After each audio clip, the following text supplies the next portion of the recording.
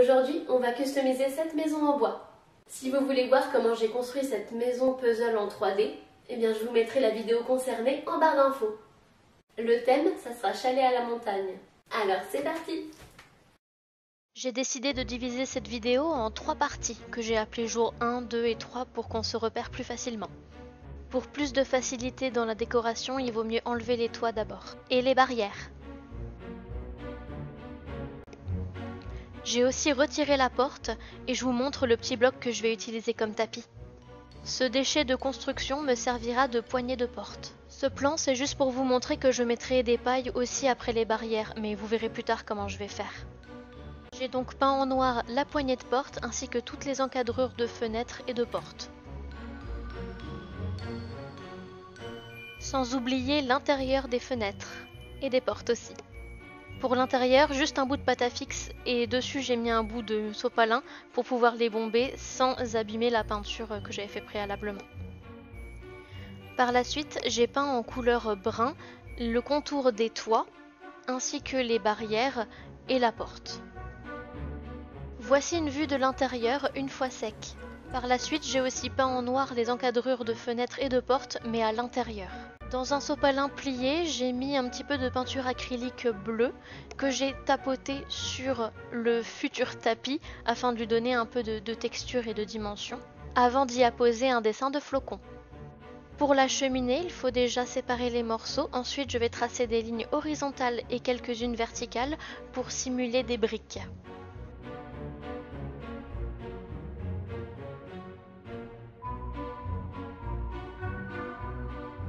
Quand on fait des tracés comme ça, surtout il faut prendre du recul et remonter parfois l'objet en totalité pour voir si tout est bien aligné et que ça reste logique, quoi. C'est comme ça que j'ai vu qu'il me manquait un petit trait à cet endroit.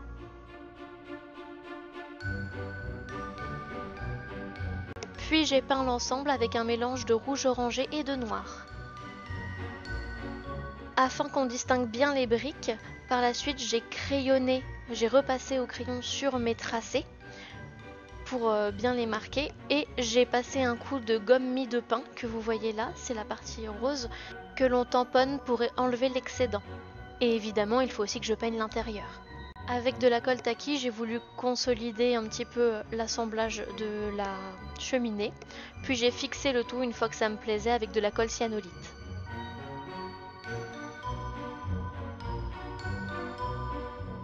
J'ai réassemblé les parties du toit que j'ai marquées par un petit flocon pour indiquer les endroits où je devais couvrir le toit de neige afin de ne pas inverser le recto et le verso.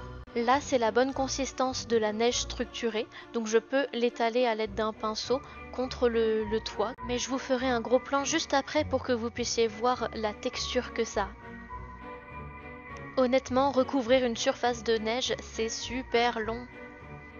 J'ai acheté ce sachet de 25 pailles en papier pour 1,50 € et un seul sachet suffit pour couvrir entièrement la maison. Avec de la colle Taki, donc transparente au séchage, j'ai collé des moitiés de paille en papier contre chaque paroi extérieure de la maison. Faire les petits angles du haut, c'était très compliqué, mais j'ai réussi. Il y a des zones comme celle-ci qui n'étaient pas simples, mais je m'y suis reprise à plusieurs fois et finalement j'ai réussi à tout couvrir. Avec ce critérium, en fait, je fais des petites marques là où je dois couper. Surtout, prenez bien des pailles en papier et de couleur très claire ou uniforme, histoire que quand vous peignez, ça ne fasse pas de démarcation ou de changement de couleur bizarre. Donc voici la maison totalement recouverte de paille. J'ai commencé par peindre une partie qui ne se voyait pas beaucoup. Je sais pas si vous l'avez vu quand on voit le gros plan, mais en tout cas, c'est une partie qui va être masquée par un arbre, donc ça se verra beaucoup moins. Là, vous voyez après la couche numéro 1 de peinture, là c'est la couche numéro 2 et la couche numéro 3. Avec un petit bout de dentelle que j'ai récupéré sur un autre projet, eh bien on va réaliser les rideaux. Pour ce faire, je la plie un petit peu comme si un rideau était en mouvement, puis j'utilise un fil pour coudre que je noue afin de pouvoir maintenir le tout tel quel. Puis j'ai ajouté un point de colle. Et j'ai coupé les fils qui dépassent, puis j'ai coupé un petit peu si la longueur était trop importante. Par la suite, j'ai utilisé de la colle cyanolite au niveau du nœud pour le coller contre la fenêtre et j'ai aussi ajouté un petit peu de colle en haut. Voilà le rendu une fois peint et avec les rideaux.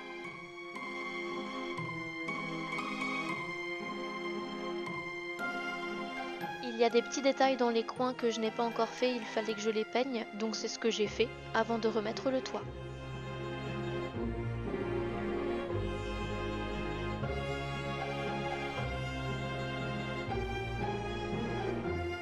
En voulant remettre le haut-vent, je l'ai tout simplement cassé, donc impossible de remettre la porte à l'intérieur et de la faire coulisser, donc de pouvoir l'ouvrir et la fermer. Donc j'ai tout simplement abandonné, j'ai collé les deux parties du haut-vent en haut et c'est tout, puis j'ai collé la porte aussi. Avec ma fameuse neige structurée, j'ai mis de la fausse neige partout sur le sol, sans oublier les bords.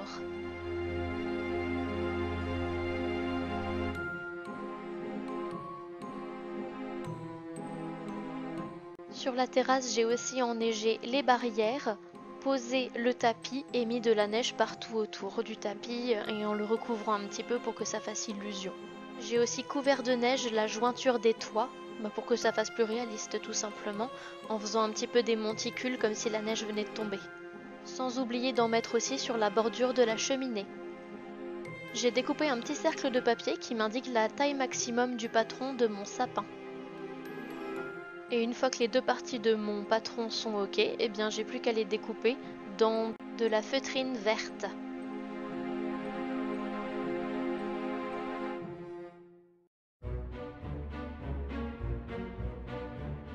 Je voulais absolument que ça dépasse des maisons pour faire un effet de profondeur et ajouter de la dimension.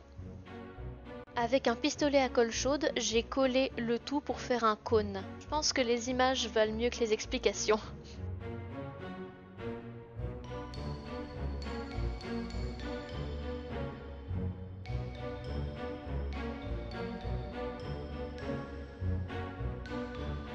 Je vous rassure, c'est pas grave si la jointure est pas nickel, on va le recouvrir par la suite et on verra plus du tout.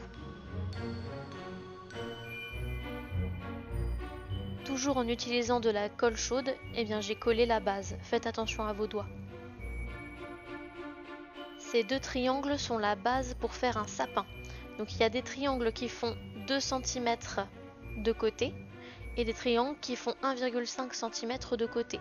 Donc évidemment les plus grands c'est pour plutôt la base du sapin, donc en bas là où c'est le plus épais. Une fois que la feutrine est chauffée, donc là avec un lisseur à cheveux, elle est malléable, on peut donc la plier et elle gardera la courbure. C'est comme ça qu'on fait les pointes, les épines du sapin. Ici c'est de la pâte à modeler durcissante dont je me suis servi pour faire le tronc du sapin. Et j'ai fait des petites stries dedans avec une pointe, avant de le peindre. A l'aide du pistolet à colle chaude, j'ai collé les petits triangles en ligne. Donc plus on cumule les lignes, avec les plus grands en bas et les plus petits en haut, plus ça fait un effet réaliste. C'est une opération très longue, mais ça vaut vraiment le coup. Puis j'ai fixé le tronc à la base avec le même pistolet à colle chaude. Et voilà! Après avoir fixé le sapin au sol avec le même pistolet à colle chaude, j'ai rajouté un petit peu de neige à la base.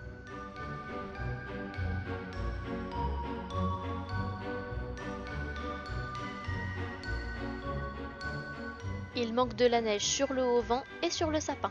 Bon, sur le haut-vent, ça s'est fait assez vite. Par contre, ajouter la neige sur le sapin, ça a pris beaucoup plus de temps. Là, on me voit tapoter pour faire des traces, mais il a aussi fallu, avec un pinceau, ajouter des petits monticules de neige entre chaque partie, entre chaque pointe, et masquer aussi les paillettes, parce que la feutrine, c'est avec de la paillette. Donc, je voulais pas que ça se voit, sinon ça faisait pas réaliste.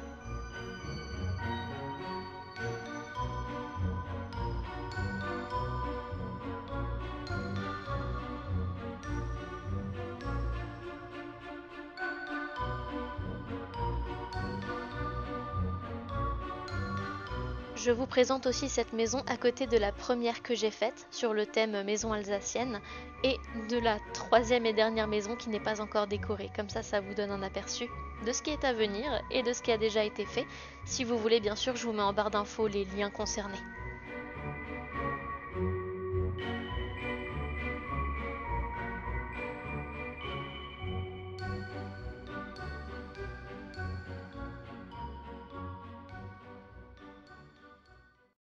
Et voici le résultat final.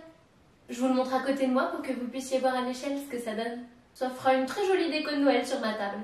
Si vous aimez mon travail, je vous invite à mettre un pouce bleu, à activer la cloche des notifications, à mettre un commentaire si vous le souhaitez. Et sachez que vous pouvez aussi me suivre sur les réseaux sociaux. Quant à moi, je vous remercie et je vous dis à la prochaine. Tchuss!